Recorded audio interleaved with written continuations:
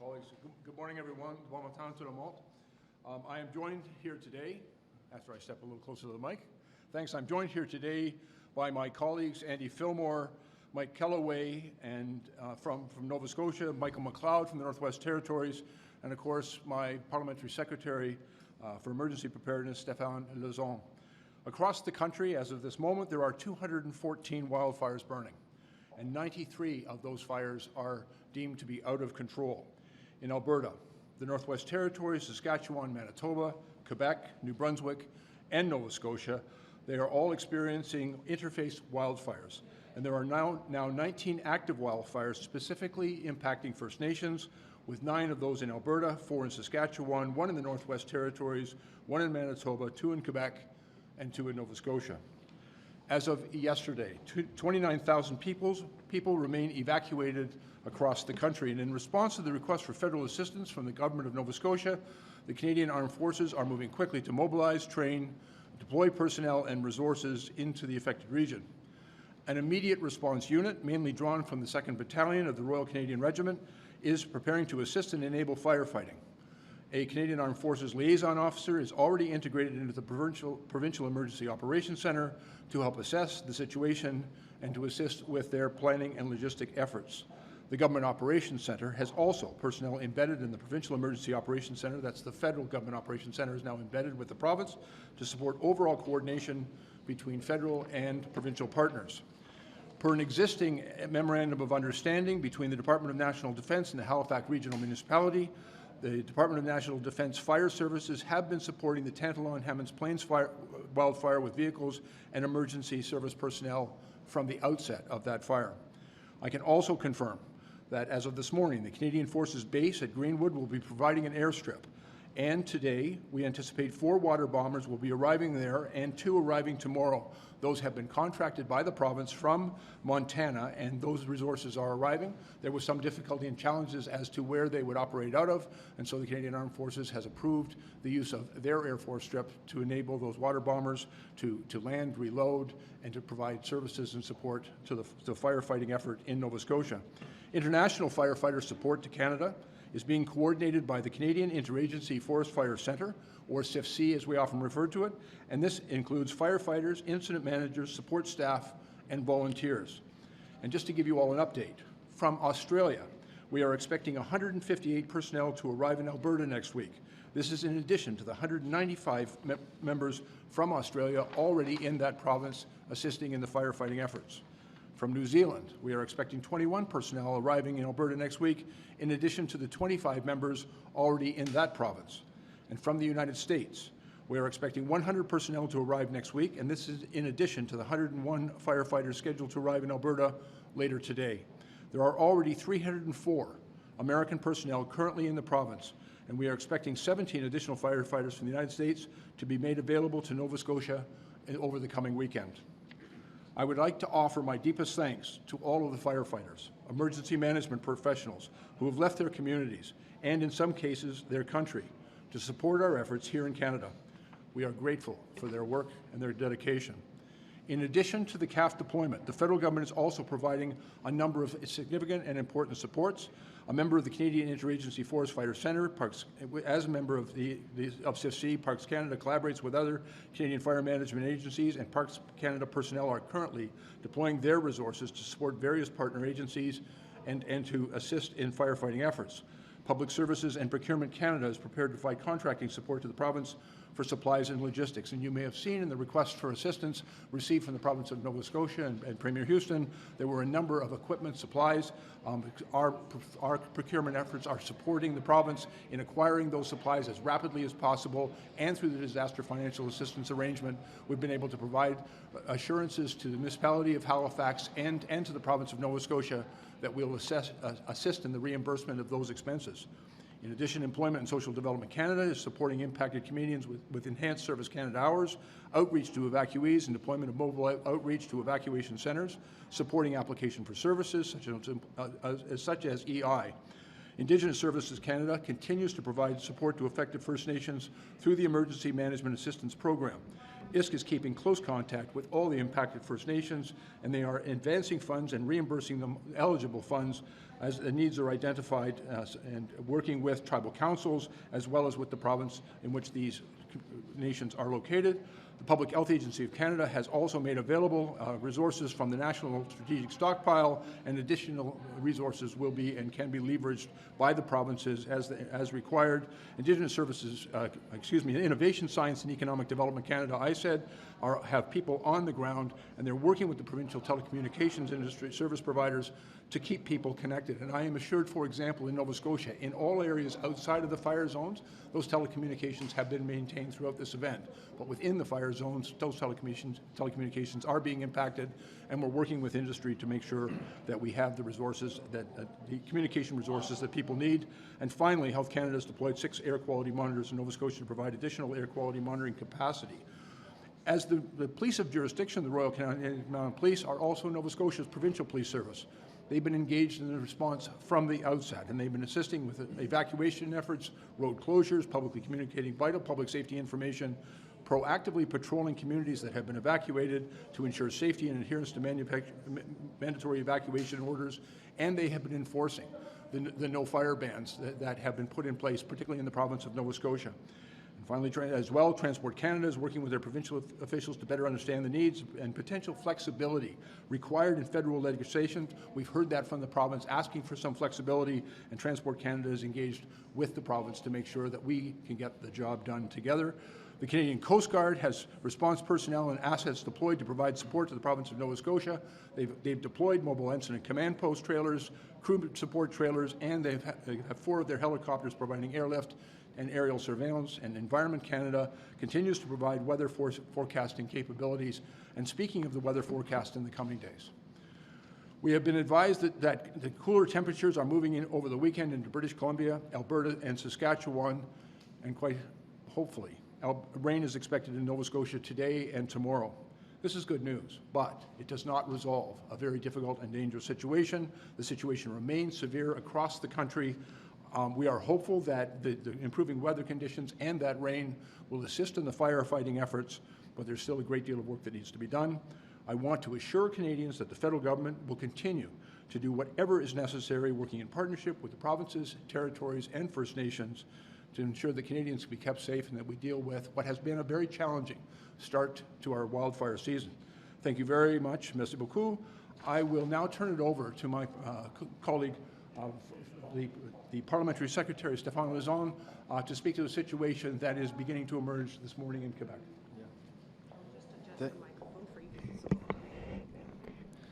Merci, Monsieur le ministre. Vous savez, je tiens à réitérer vraiment l'empathie qu'on a envers tous les premiers répondants qu'on a à travers le Canada et à travers les pays qui se sont joints à nous pour nous aider aussi. Vous savez, cette aide-là est très bien reconnue et on a besoin de cette entraide-là pour passer à travers cette crise-là. La situation au Québec augmente de jour en jour et puis la situation qu'on a vécue se fait d'heure en heure. On a eu le dernier breuvage ce matin, c'est-à-dire qu'on est impacté beaucoup à Sept-Îles. Aujourd'hui, il va y avoir des déplacements d'environ 10 000 personnes à partir de cette île, qui est rajouté aux 500 résidences qui étaient à Chapet, pas plus tard qu'hier, où on a eu des évacuations. Et la situation est prise en compte à chaque heure parce qu'il y a une progression qui se fait. On parle d'environ une centaine de feux de forêt qui ont été répertoriés, mais qu'il y en a à peu près 20 sous contrôle, qui est beaucoup plus qu'hier et avant-hier. Donc, la situation évolue au Québec. Et comme le ministre a bien dit, on va être là pour supporter le Québec. Mais on est toujours en pleine collaboration avec nos homologues à Québec pour que les demandes soient faites officielles par la province. Donc, pas plus tard que la semaine prochaine, je serai présent sur le terrain à Québec pour parler des situations de sécurité civile. Donc, merci. Merci à tout le monde. Thank you very much, and we'll take any questions you may have. So, Minister Blair, just how many Canadian Forces members are on the ground right now? How many are you going to be deploying, and where within the province of Nova Scotia? We're talking about Nova Scotia here. Yeah, no, talking about Nova Scotia, and as I think I mentioned to you yesterday, there's approximately 450 Canadian Armed Forces who were deployed out of Edmonton in Alberta. The Canadian Armed Forces work very closely with the Provincial Emergency Operations Centre, and our deployment of those resources is dependent entirely on what the province tells us they need on the ground. We know that some of those firefighters need training, and so that training is being provided over the next day or two. Some of that training will actually take place in New Brunswick, but there are a number of people, particularly in the 2nd Battalion in Nova Scotia, who are undertaking that training and making sure that they're properly kitted up to go and do the work that the province identifies that needs to be done.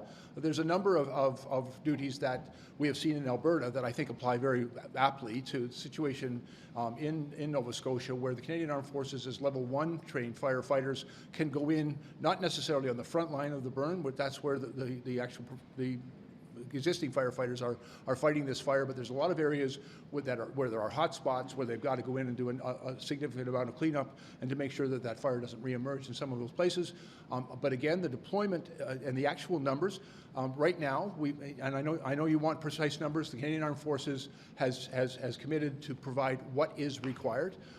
They have not yet, as of this morning, provided me with a precise number, but adequate personnel will be deployed by the Canadian Armed Forces to provide the assistance that the province has requested and to do the work that the province seeks to have done by the Canadian Armed Forces. So when will that happen? Because I know you have existing agreements right now with the Canadian Armed Forces. We have bases in Nova Scotia, but that additional person power, when are we going to see that? Some of that person power has already been in place as a result of an MOU that existed. Some of it has already arrived in the operations center, and the Canadian Armed Forces has deployed logistics personnel into the ops center to work with the province. The province is ultimately responsible for the response, and we work very closely in support of them. They've asked for additional help. We've sent the Canadian Armed Forces. They're in the ops center today. And as well, the 2nd Battalion has deployed personnel for training and some logistics work to be prepared, and we're hopeful, and I fully expect that over the coming weekend, that those resources will be made available to the province to assist in their response. Si on regarde la situation au Québec, par exemple, là, qui semble s'empirer, est-ce que vous avez reçu une demande d'assistance de la part du gouvernement du Québec pour le moment? Et est-ce qu'on aura les moyens de leur envoyer quelque chose alors qu'il y a encore plein de feux dans d'autres provinces, puis on n'aura plus de ressources bientôt? Vous savez, il faut que la demande vienne de la province avant tout. Nous, on est là en support. On est en pleine collaboration au moment où on se parle. Le dernier briefage qu'on a eu ce matin, on est en communication. On est en train de regarder les demandes initiales qui sont faites par Québec. Il n'y a pas plus récent qu'une demi-heure passée. Là. Qu'est-ce que vous avez reçu comme demande? Bon, les demandes sont en train d'être analysées par nos services au moment où on se parle. Et effectivement, on va répondre au Québec comme on a répondu à toutes les autres provinces. Et c'est évident qu'en augmentant les feux de forêt un peu partout, on a des ressources qui viennent de l'Australie, on a des ressources qui viennent des États-Unis, et on va avoir des ressources pour le Québec aussi. Et je crois qu'on a tellement de bons pompiers volontaires, des pompiers qui sont très bien formés. Il s'agirait simplement de fournir les équipements nécessaires pour qu'on puisse envoyer des pompiers très bien formés au Québec pour aider le Québec. Est-ce qu'on manque d'équipement? Est-ce que c'est ça que je comprends? L'équipement va toujours être un enjeu important. L'équipement, on peut se l'approprier au fur et à mesure, et l'équipement, nécessairement, est un enjeu extrêmement important pour nos pompiers, pour leur sécurité, puis pour éteindre les feux.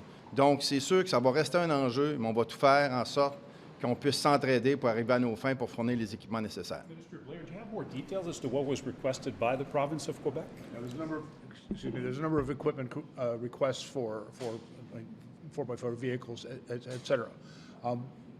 We are assisting the province of I'm sorry, was your question Quebec or Nova Scotia? Quebec. Oh, thank you very much. Listen, let me just, if I may, just to add, first of all, to the remarks of my parliamentary secretary. Quebec has a very robust and very experienced and capable emergency response capacity for dealing with wildfires. And they are quite well evolved in their response. But we're embedded with them, and we're working very closely. And Stefan and I spoke to our Government Operations Center today. They are in contact with Quebec. We're monitoring an emerging situation. And as there are a number, very significant, over 100 wildfires that have now popped up in Quebec, and some of them are out of control and quite serious. And in the Subtil region and everything else may even represent a threat to a community. And so we are working very closely and collaboratively with Quebec. But right now, Quebec has not asked for additional assistance, but in anticipation, and we've done this many times with, particularly with the province of Quebec, but in anticipation of what could be a very challenging wildfire season in every part of the country, and including Quebec, we've already begun a very close collaboration, and we're looking at not just what resources the federal government can bring forward, but also working very closely with the Canadian Interagency Firefighter Centre, which is CIFC, as we refer to it, to see what additional resources. You know, we have in many years past drawn upon CIFC to reach out to our international partners to bring people in, and so those discussions have already begun to see what resources could be made available and what might be required. And it's really just preparatory.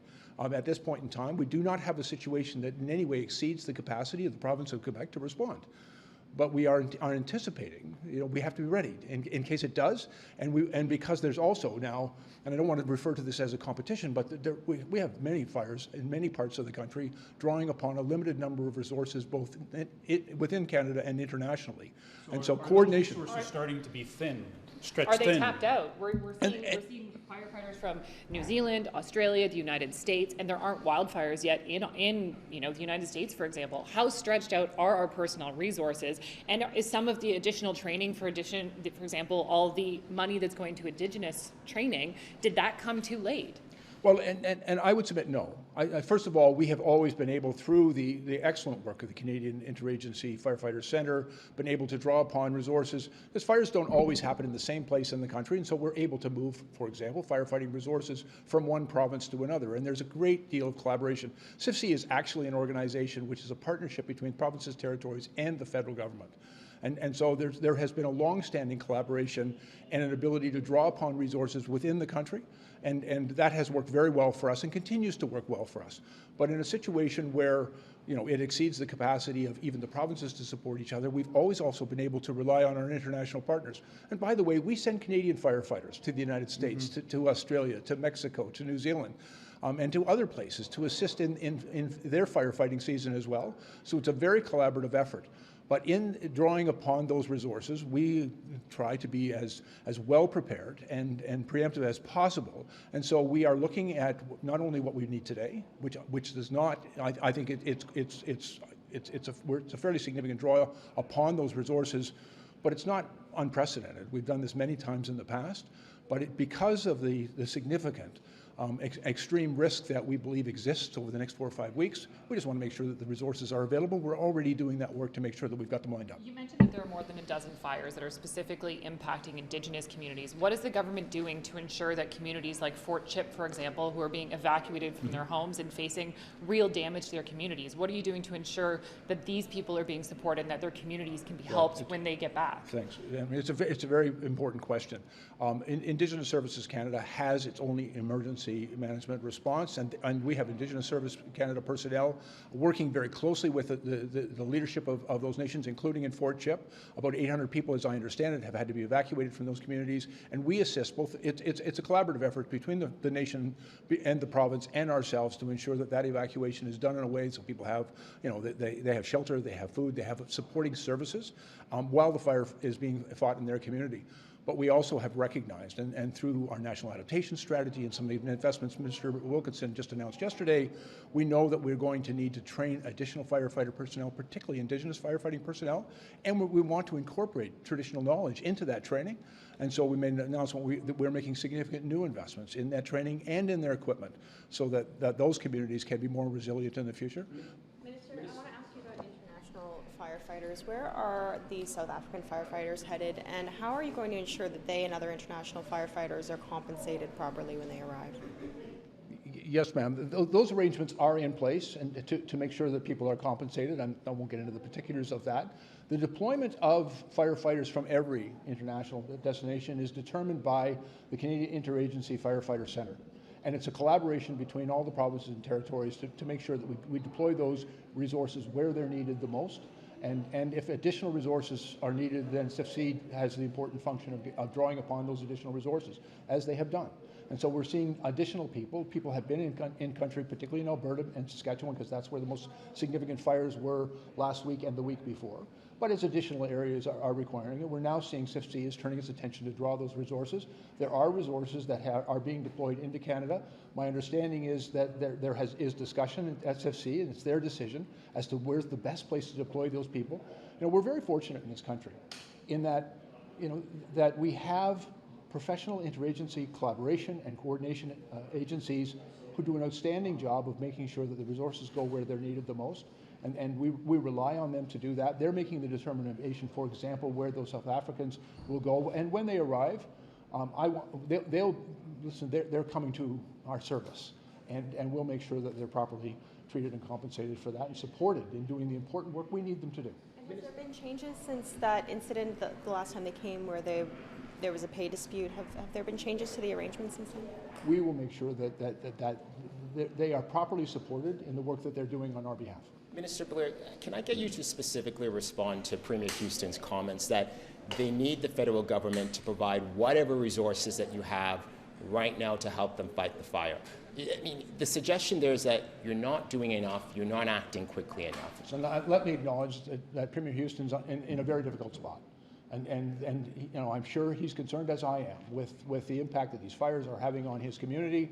We work very closely with Nova Scotia Emergency Management. Our Government Operations Center is in very close collaboration with them. There is a well-established process and protocol in which we work together, in which federal resources can be drawn down by the province. And so we'll continue to work. And we received a letter from Premier Houston on May 31st, and before the end of the day, we had approved that request. D&D had approved it, the deployment of Canadian Armed Forces personnel. We've already been working with them in the procurement of some of the equipment that they've listed. That's already being done through the thing. Listen, I'm very empathetic and sympathetic to the enormous challenges Premier Houston and the people of Nova Scotia. We're just there to support them. That's the only thing, that's our only intent, and we'll do everything that is possible within our authorities. And it's the response, which primarily is their responsibility, but the recovery is a shared responsibility.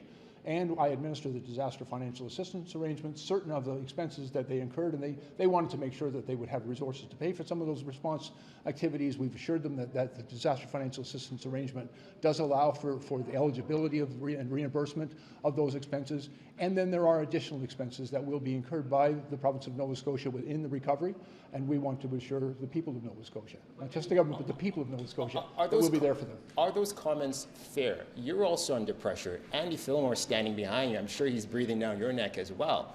So are your other Nova Scotia MPs. So, like, are those comments fair? Well, I would just submit that, like, I understand the pressure that the Premier faces, and he's advocating on behalf of the people he represents. I also represent those people, as does Andy, as does Mike, and Michael and Stefan. All of us are working full out. This fire season has been challenging.